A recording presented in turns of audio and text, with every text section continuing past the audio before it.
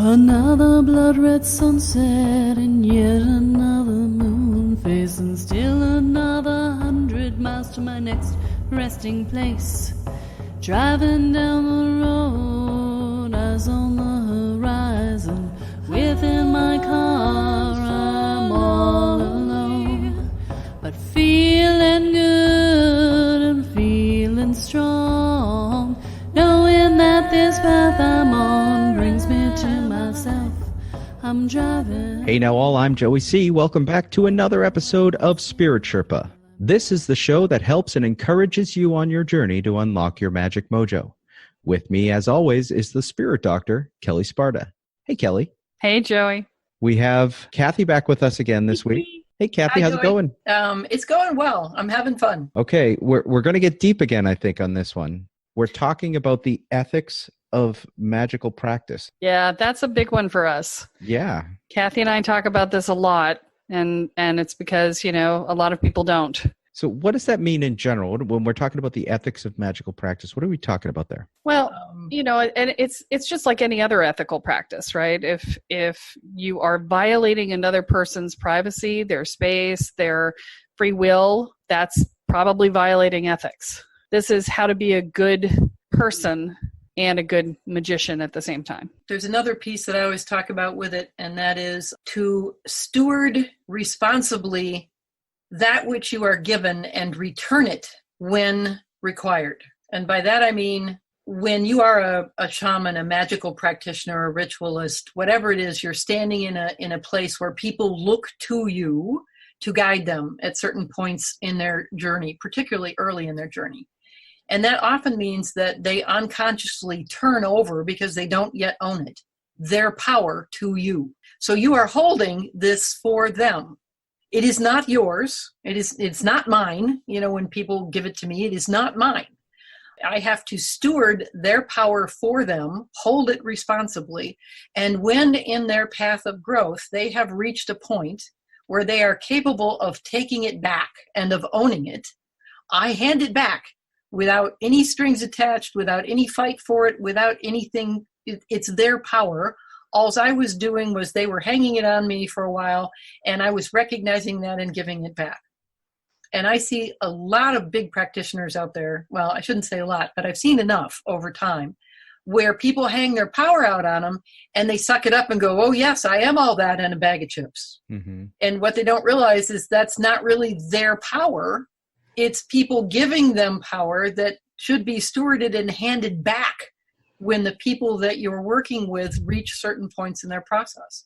Yeah. And that's, for me, a huge ethical violation, to keep that power and not give it back. When they own it like that, and they say, this is mine, and yes, I am a bag of chips, then when the person goes to take it back, they're going to fight them for that, because it's going to reduce the way that they feel about themselves to let it go, because they've owned it in the first place, right? And people only do that if they haven't done their work. If you already know that you're all that in a bag of chips, and you don't need somebody else to tell you that, then when somebody else hands you their power, you go, oh, look, yeah, okay, I'll hold that for you until you're ready to hold it. You let me know when you're ready, and I'll hand it back. No problem. Because I don't need that to validate me. We've talked about the people who teach from a place of the level 3 work versus teaching from a place further along in the process, right? If you're coming from that level 3 place, before you've learned to surrender, before you've done your internal work, before you've done the work that takes you forward into wisdom, then when someone hands you their power, you go, yes, thank you, more please. Mm-hmm. And that's a dangerous place from which to be on both sides, because you're dependent upon other people handing you their power if you're the person teaching. And if you're the person handing over your power, you're going to have to fight somebody who's more advanced than you are to get it back. And they get mean and nasty when you do it. They'll tell you that you don't have a right to have your power. They'll do everything in their power to keep it, because it's how they keep their value. Which is unethical. Oh, beyond unethical. Yeah. It's ridiculous. Yeah. It's irresponsible and unethical and ridiculous. And a statement that, they're teaching from, a level 3 understanding, rather than, having done their internal work before stepping into that space. We talked in a previous podcast about the indigenous shaman, the story I told about, walked people down into the underworld to confront their deepest fear and then didn't know how to get this one woman back. Just wasn't within her skill set. I think there's an ethical consideration in being mindful of your audience. Yeah. Okay. She wasn't taking her own indigenous people through a guided journey. She was taking a bunch of conference goers at a consciousness conference into a guided journey into the underworld to confront their deepest fear. There's an ethical problem with that in my book, because that's not something you should be doing to that group of people. It certainly isn't responsible to them as an audience. Right. And not in that space either, because in a conference room scenario, people are coming and going from the room and there's no safety there and there's no one to catch them if they fall. So there's a conference leader who does a fair amount of shamanic work within their conferences. They have a tendency to walk people through really massively transformational experiences that can shred people's auras and can put them in places where if they don't have some help with integration, they're not right when they're done. And they have no one trained on staff to seek out these people. And they're doing it in large group environments of, 100, 300, 500 people at a shot. And there's not enough people on staff, period, to even see if this is happening to each and every person. And none of them are trained at all in helping people to integrate. And so, I've been in environments in these training programs where I literally had to step in and repair someone's aura because she had rent it through and just completely shredded it and was halfway out of her body when she finished her experience and was staring blankly into the air and going, I don't know what's going on. And there was no one there to put her back into her body that was on staff. And in fact, I had a staff member trying to shoo me back into the room while I was fixing her aura that they had helped her to screw up. That's really unethical.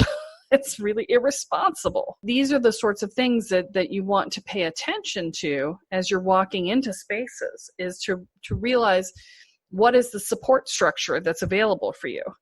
And on the other side, I've been to workshops where there are 60 to 80 participants and 2 main facilitators and 20 people on staff. That's an environment that has a lot of support because they need to, because people are going super deep, because they're facilitating a specific kind of environment.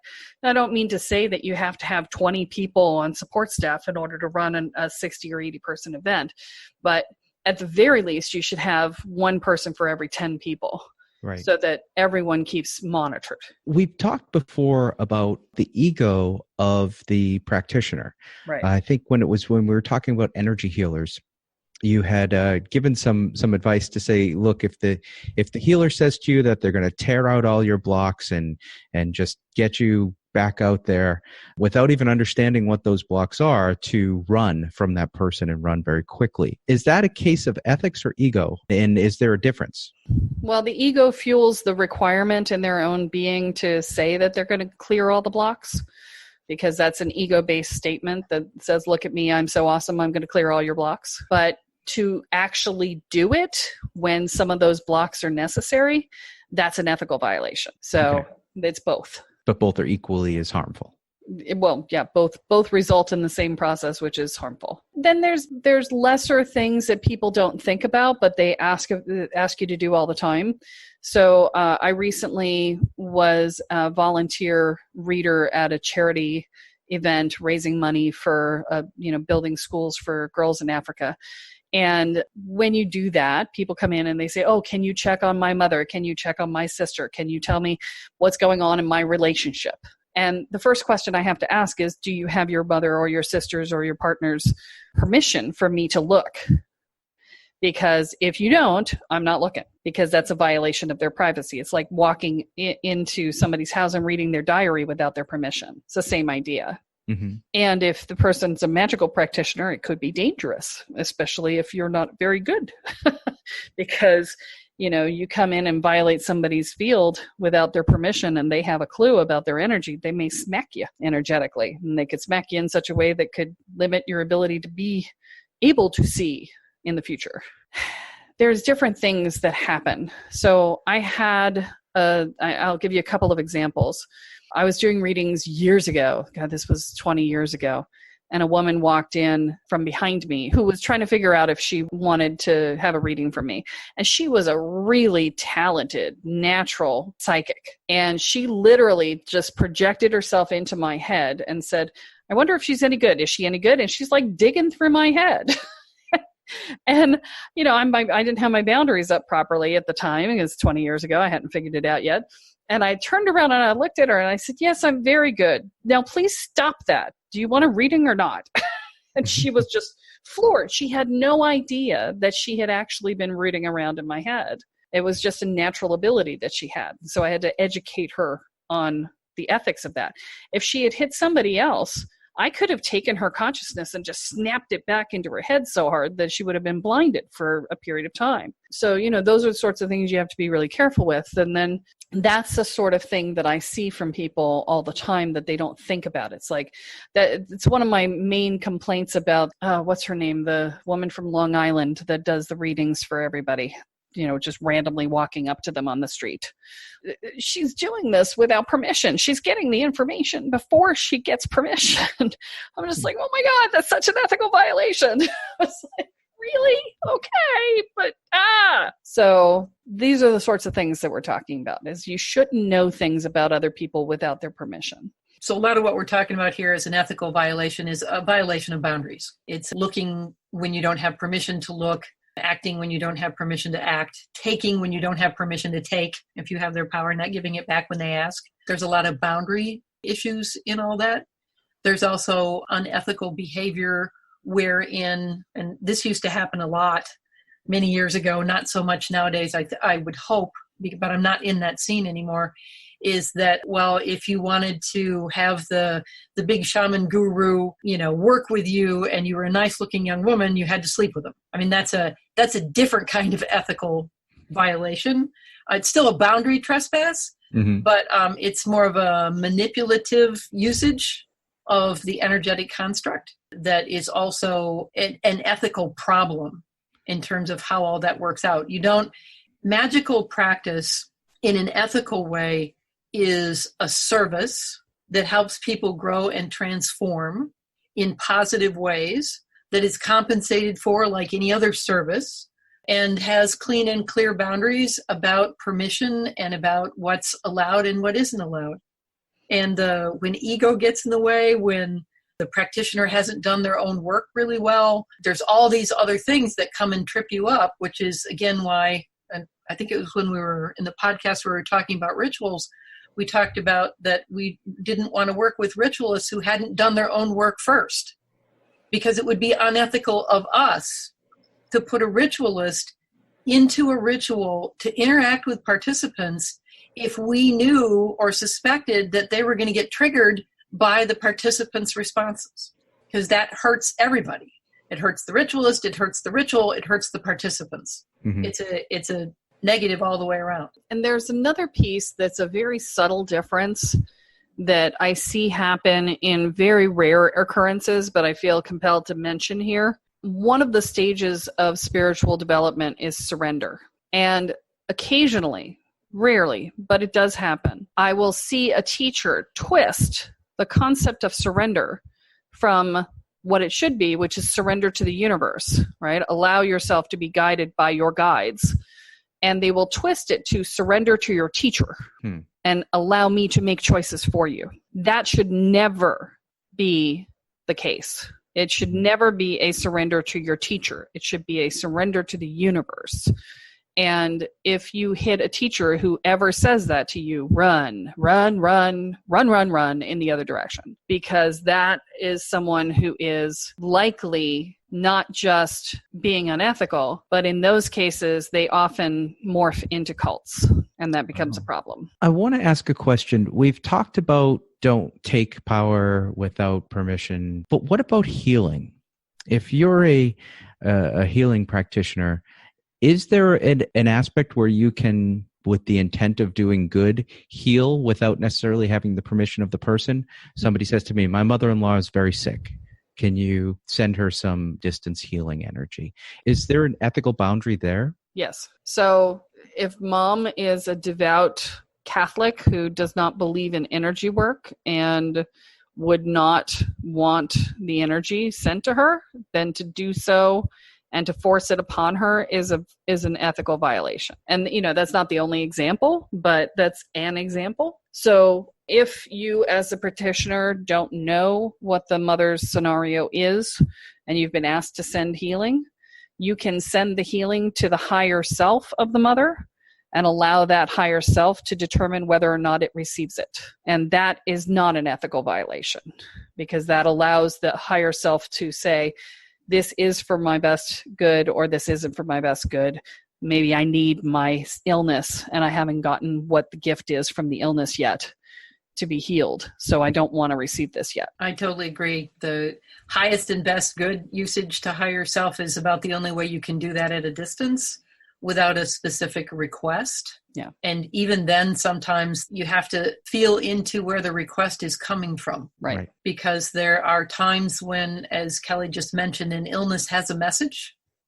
And if the message hasn't been received yet and the person is resisting the message, if you actually do healing work on them at that time, what can happen is it's going to circle back around and it's going to hit them harder the next time so that they can get the message which they have entered into this process with the illness to get. And so if you do healing work now, you could actually be causing more harm later on. Yeah.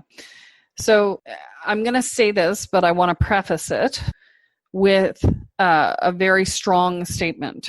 And I want you to really put yourself through this litmus test before you do what I'm about to suggest. Because if you have not done your work and you get your value from providing healing to others, then you cannot trust yourself to get a proper answer to the question I'm about to show you how to ask. Okay, so if you feel like, oh, I have to help this person, oh, I'm compelled to help this person, that's not spirit talking to you. That's your ego saying, look at me, I'm awesome enough that I can do this, and watch me do it. Okay, so I want to be really clear with you about the differential between these two things. Okay. So there are times when you can reach out and ask permission energetically from the person. So I was asked by a friend to provide some support for a sibling of hers who had been in an accident. And the accident was so severe that the awareness of the person was even scattered because their aura had been shattered. And so I had to go and pull the aura back together enough to get an answer as to whether or not I was allowed to work on this person because the aura had scattered. And once I got the aura solidified enough, it wasn't rebuilt yet, but it was solidified, then I could say, do you want to stay or do you want to go? And I was told that they wanted to stay. And so I did the work to rebuild the aura. But had the person said to me in that moment, no, I don't want to go through this, I want to go, I would have let them go, because that was not my decision to make. It was not my friend's decision to make. It was that person's decision to make. It was their sibling's decision to make. So you have to be really clear before you can do something at that level. You have to be really solid about what it is that you are able to hear as a response before you choose to engage in that conversation. Or else you will force something upon someone that they don't want.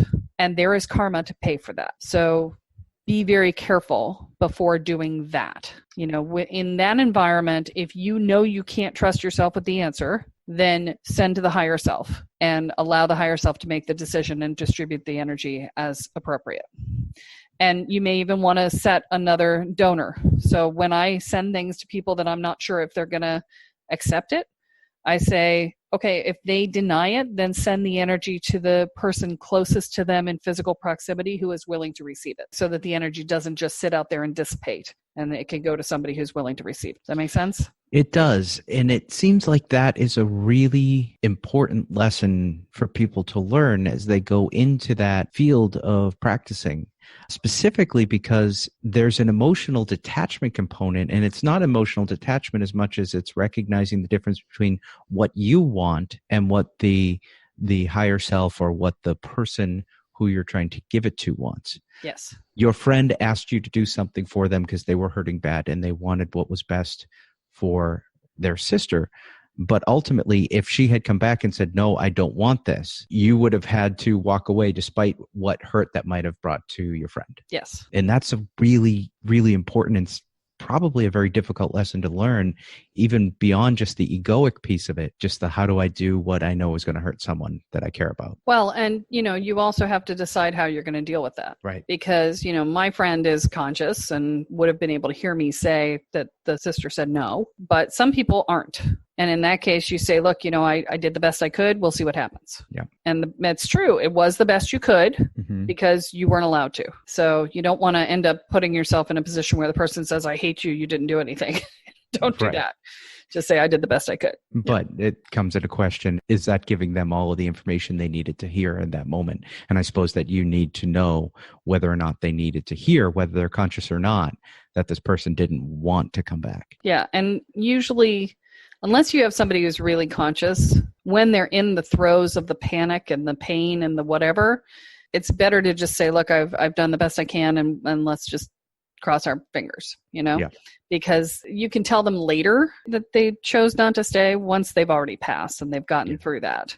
And then you can say, look, they told me they weren't going to stay. And I didn't want to take away your hope when you had it because, who knows, maybe somebody came over from the other side and changed their mind. I didn't want to take away your hope. Right? Kathy, what were you going to say? I was just going to say that this all shifts slightly when you're talking about children. Yeah. Because it is ethical to have parents ask you to work on minor children, not adult children, not when they have reached the age of majority and are responsible for themselves, but when they're still small, when they're minor children, when they are dependent upon their parents for survival, basically. A parent does have the right, and it is ethical, to ask for work done on a child. And I would say that from the time they hit the age of reason, which is the age of 7, it is still wise to get the child's permission just because they are at the age of reason and they do have a choice. And again, there's a balance there to be had between, being the parent who doesn't have any discipline versus the parent who's over disciplinary. It's the same concept of the parent who asks no permission versus the parent who won't do anything without the child's permission, even though the child, what's being done is in the best interest, right? So, and I would say that the other scenario in which skipping over consent is relevant is in the event that someone's possessed because they are no longer able to offer permission because they've been subsumed. And so there's no way to get an answer from them if they've been fully possessed. Now, that's different than somebody who's cohabitating by choice with another creature in their body. I've seen that happen too. If they're making that choice, that's their choice.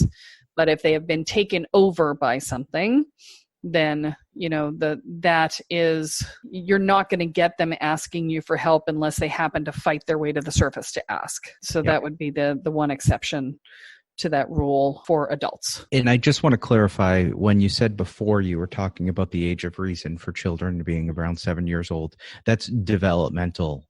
Yes. Age. It's not some federally mandated age of consent element. This is actually the government does recognize 7 as the age of reason from a when you can hire them and pay them perspective. So there is federal precedent for that. But yeah, it's not an age of consent in that regard from a federal perspective otherwise. Right. But it's founded on neurological development. Yes. Exactly. In children, yes. Right. So, but in the cases where you're working with someone who may have a development slowing ailment of some kind, whether it's Down syndrome or something like that, does that change that age of consent component? I think it would depend on the scenario. Yep. And I think it would depend on what they were asking for. Yeah, it's a case-by-case basis in that scenario. And I know that's an incredibly specific question, but I ask it because I think it sort of highlights the element that you've been talking about all along here, and that's you don't want to do things that you're uncomfortable with, and Right. you just have to make sure you're doing it with the intent of the person and the permission of the person with whom you're working in as much as possible. Yeah. And, I mean, you brought up Down syndrome. Down syndrome people tend to be rather high functioning in terms of an awareness of energetics. Right. And so I would most likely not work on a Down syndrome person without their express consent. And that comes to you understanding and knowing. Yeah. which So, not- you check in energetically, you see if they have the capacity to answer the question. And, you talk to their higher self, and you talk to the parent, and you talk to the person, and, you make your best call. Yeah. And you act from a place of integrity. Yeah. Integrity. Exactly. It comes from you understanding yourself and where you're coming from as well. Yeah. Wow. This was another good one. I think we're done though. What do you guys think? Any last words? I like Kelly's instructions to run. If you're up against a magical practitioner that is being unethical, do not hang around. They aren't going to fix you, and you aren't going to fix them. And I see people all the time that are interacting with unethical practitioners, and I just think, okay, they have a lesson to learn, and hopefully they'll learn it without too much damage.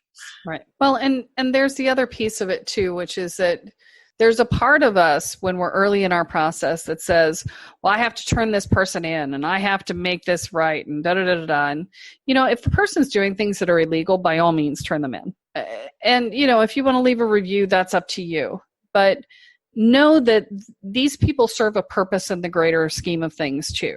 And I've had countless people over the years come to me and say, yeah, I had this really miserable experience with this really unethical person that I worked with, and I got this amazing awareness of myself out of it.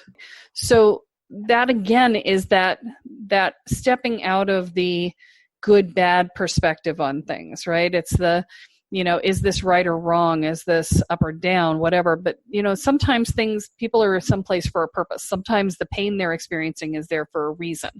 And that's true whether they're having an illness that is teaching them a lesson, or whether they're interacting with someone who sucks and that's teaching them a lesson. So, again, it's been very interesting because, for years I've been hearing calls on Facebook that, we need to standardize shamanism and, whatever, and blah, blah, blah, and, certify and blah, blah, blah, which is just laughable in the shamanic community, just so you know.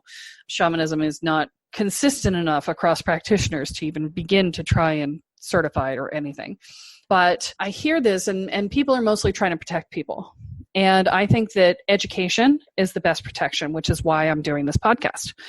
And so, you are educated. If you choose to share that education with others, if you want to pass the podcast along or just the knowledge that you got, great, fantastic. Share the knowledge, and it's not always yours to fix is what I'm saying. So, it's okay to just walk away and not engage, and you don't have to fix it. Okay. Some things you can't fix.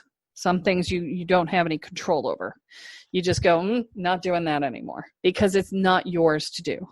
And that's part of the work that we do in learning what to take responsibility for and what not to take responsibility for.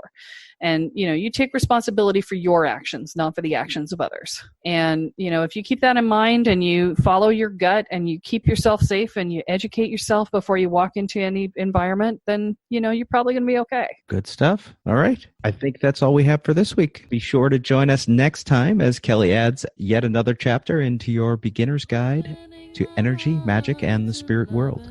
I'm Joey C. here with Kelly Sparta and Kathy Shiren, and you have been listening to Spirit Sherpa. So long, everyone. Bye. Bye-bye. Each mile I travel over 13,000 now. I leave behind a little fear. Spirit Sherpa is the sole property of Kelly Sparta Enterprises and is distributed under Creative Commons BY-NC-ND 4.0 license. For more information about this licensing, please go to creativecommons.org. Any requests for deviations to this licensing should be sent to KELLE@KELLESPARTA.com. That's Kelly@KellySparta.com. To sign up or to get more information on the programs, offerings, and services referenced in this episode, please go to KellySparta.com. This episode of Spirit Sherpa has been produced by Honu Voice Productions. seconds.